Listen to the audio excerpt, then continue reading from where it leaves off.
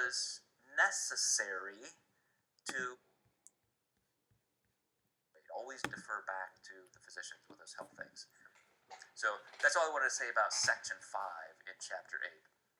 Now, definitely read in there. There's a lot of individual health risk concerns. Some of them very general. We always hear cardiovascular disease and all that. But let's stick to body composition, macronutrient profiling, and we'll kind of get back with what you described in terms of you've got clients and you're going to be scheduling out their exact macronutrient profile. So I think I know the answer to this, but I want to hear your perspective. Okay. Do you have a set calorie range in mind, a set amount of protein, carbs, and fat that's kind of standard for men, women, or do you use like a formula? Like I'm plugging in this formula.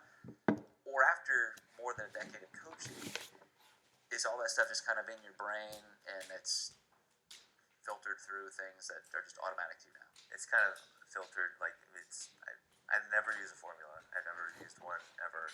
It's always based off experience and based off what you taught me. And I've always really dug into like their habits and what they're doing now. I think that's very important to look into that and then meet them where they're at in the middle and then take them where they need to go.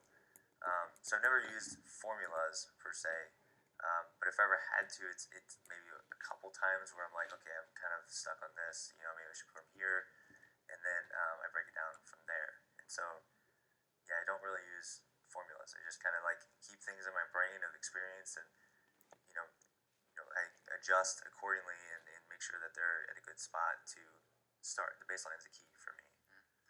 And that's what I want, and I thought you would answer that way. So I wanted that perspective for you guys to hear, that eventually this becomes so normal that, whether you're a neurosurgeon or a plumber or anything else, you get really good at your job and you know what you're doing. You've got a lot of experience there. But there are some incredibly important standards for you to know, not just because this is definitely part of your exam, and especially part of your case studies, but it's important to understand that there are formulas and ways to come out with these macronutrient profiles. So I went through and looked at every single type of formula that people have done. I mean, for the last 100 years, there have been different formulas.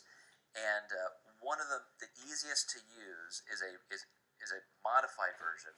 And so you'll read about it, where we want to basically just take a body weight, or you can interpret this as a healthy body weight, kind of an estimated body weight, and multiply times 10. Would you call it the Komzeski? I did. I made that up, yeah. I wanted to awesome. Stamp a trademark on there. Yes. And what's funny about it is not the name, but people would see the formula and think, wow, that's a low amount of calories. But in reality, like just coaching hundreds and hundreds of people, it's really not. Yeah, it's pretty standard. It's pretty standard. Yeah. So take me, 175 pounds. If I multiply times 10, that's 1,750 calories. That's pretty dead on my basal metabolic rate. Yeah. I currently, because of my training, I train 5 to 6 days a week, pretty intensely, and so I end up averaging around 2,000, maybe 2,100. But that above my basal metabolic rate is my training calorie expenditure. So that's pretty right on the money. And then you can decide if you need to reduce calories by 100 at a time. That's our recommendation. Or increase 100 at a time if they're not losing or gaining properly. But the calorie range is an important place to start, because that is your overall energy balance. It does still come down to overall calories. And before I get into the weeds of describing protein, carbs, and fats, I will say that I've also been pretty encouraged by seeing other people coming back to that in our industry. The very first book I ever wrote on nutrition, I created this thing called, Dr. Joe's Building Blocks of Nutrition. I remember that. And you remember that way back in the day? Yeah. The very first thing was calories. And my intent on this was to say, okay, here are calories. Then you have protein, carbohydrates, fat, then meal timing. That's kind of the building blocks. And my intent to that was, let's say you can't be perfect. let's say on this particular day your meal timing wasn't what you wanted. Let's say carbohydrates weren't phenomenal, like maybe you went over, but maybe protein was less. Even if you fall all the way back to that foundational block and your calories were at least okay, you're fine. You're fine. Definitely. You can build and work on, I don't want to call it perfection, but skill at being better and more consistent. But if you just come down to that, so there's a guy, I believe Dr. Mike Israetel, who wrote something. I think it's a book, and he also has like a pyramid exactly like that with calories at the bottom. I just reviewed Dr. Eric Helm's new book and wrote the Yeah, foreword. he has. Yeah. And he has it's called the pyramid of, I think, strength and muscle building. Yeah. And same thing, calories at the bottom, and then it scales it from there. So for you guys as coaches, that's always going to be imperative. And before you get confused about, well, I don't know, maybe I should have, carbs here and fat there, and just, you get very micromanaging and almost disoriented in your own thought process. Always make sure calories are important or looked at as the most important block, and then move up from there. So let's move on to protein, because I do consider that the most important because it's structural. We need a certain amount of protein that doesn't necessarily fluctuate much. So what's your goal with protein? With protein, well, it depends on who it is. If it's just a standard general weight loss type client, most likely their protein is really low to start off. So I don't want to, if they're, let's say, 170 pounds and they want to lose weight, I don't pound them with a gram per pound. I don't give them 170 grams of protein right out of the gate, because they're going to feel miserable and hate life. And so I'll meet them where they're at and just kind of take them up slowly a little bit, and then I fill the rest of the calories with carbs and fats. And so then I tell them ahead of time, like, hey, we want to try and this is where your protein's at now, this is where we're going to put you at, but our goal is to try and get here.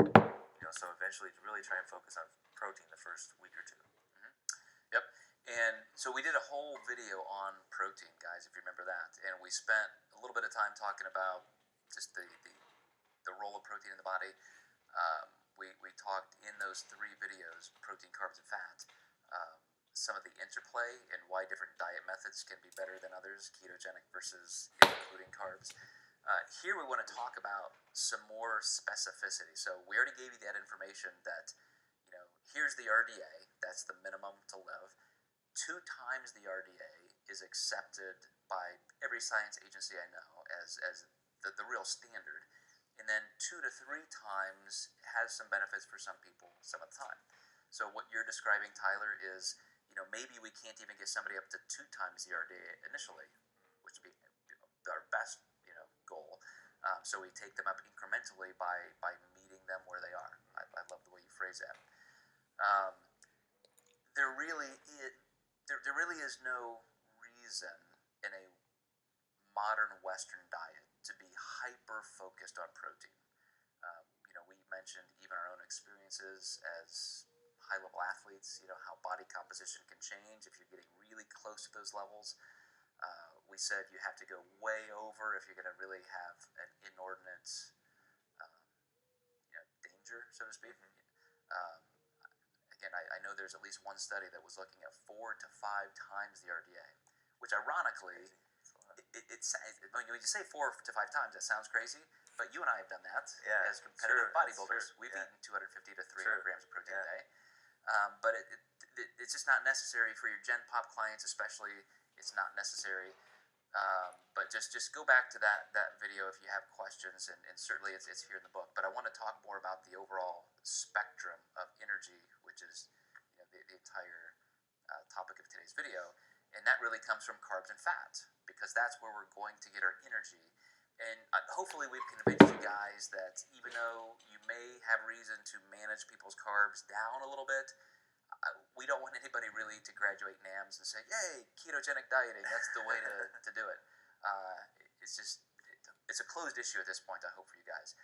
But you do have some nuanced reasons to move people in one direction or the other, and that's where, again, you can come into this particular formulaic process, of saying, if I've come up with the right calorie level, and then I've used at least some multiplier of the RDA for protein, now how do I get carbs and fat? How do I decide what amount?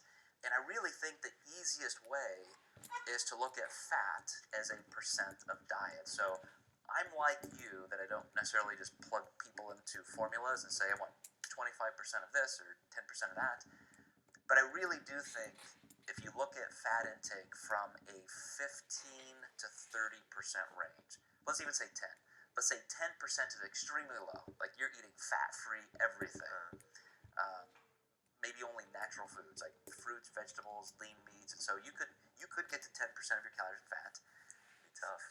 Yeah, I've had clients do that. They just love being that conscientious. And then 30% is pretty difficult to get above. So let's just say that if I'm trying to lose body fats, getting from 30 down closer to 20 is reasonable, and maybe even 15%. As a percent of calories, let's see if we can do some math on the fly. Not my strong suit. If I'm eating 2,000 calories a day, and 20% of my calories, if I wanted them to come from fat, so it's going to be 400 calories in fat, divided by 9, it's going to roughly be about 36 to 38, 30, yep. Grams of fat. So could I get that? I think I could, but it would be tough. It'd be tough, yeah. You're not adding fat to anything. But here's the point to this. If you guys look at that in terms of, here's what 25% of calories from fat might look like. Here's what 20 looks like. Here's what 30. And then to your point, Tyler, about looking at where people are with their own food habits, what do you think's reasonable for them? Yeah, if they're eating an average of 70 to 100 grams of fat just naturally, bringing them to 35 grams, they're going to feel like, wow, this is a big shift. Right. This is pretty overwhelming and dramatic. And so that might mentally make them break down a little bit. They might give in to overeating right away. And so if you kind of just maybe start at like 50 grams or maybe even 60 and then work them down, just to tell them ahead of time, like, yeah, we're going to kind of shift protein and fat a little bit.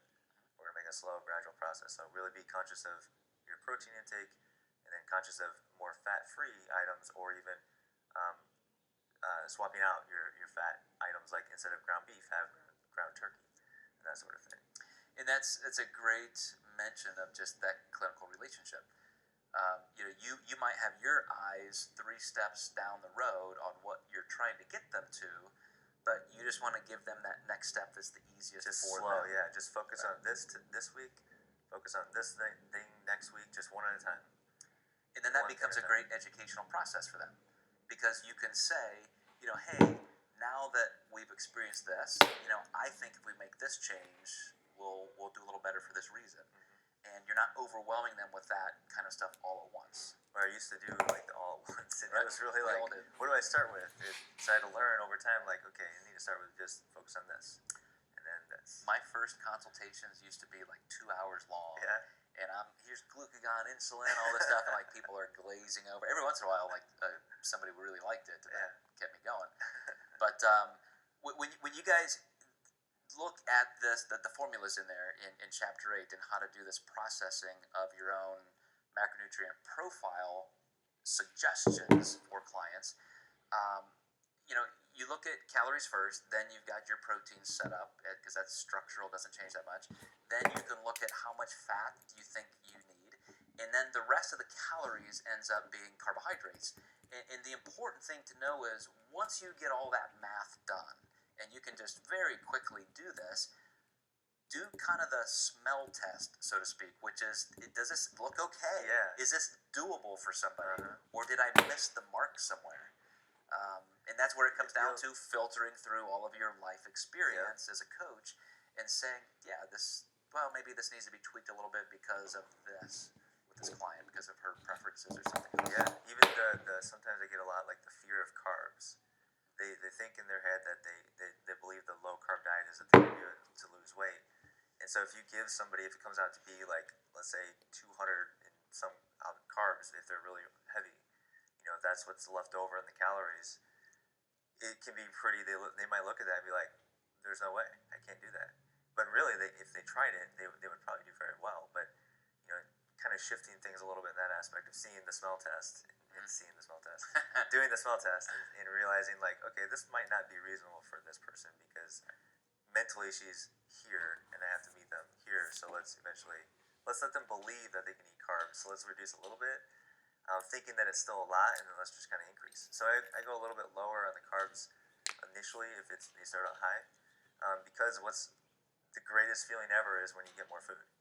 Yeah. If you're dropping a lot of weight quickly and you're like, I get more food, what and especially if you're doing this over time and gradually with good food. I mean, if somebody is afraid of this certain amount of carbohydrate, per your example, you say, if you're dividing that up into 4 or 5 meals and it's healthy sources, it's really not the same as if you're just sitting down and eating an entire bag of chips. True. Yeah, they see the number. It's like, wow, but really, I'm like, you're actually eating 300 or 400 grams of carbs daily, and you don't realize it. And then when they see that, they're like, oh yeah, I am. That's where you guys will falsely look like geniuses. Those are the clients who will say, "Oh my gosh, I've never eaten so much food," and you're thinking, "Yeah, you really were eating more. Yeah. It's just so much better in quality now." So, guys, we're going to be able to take some of this prescriptive information into the next video, chapter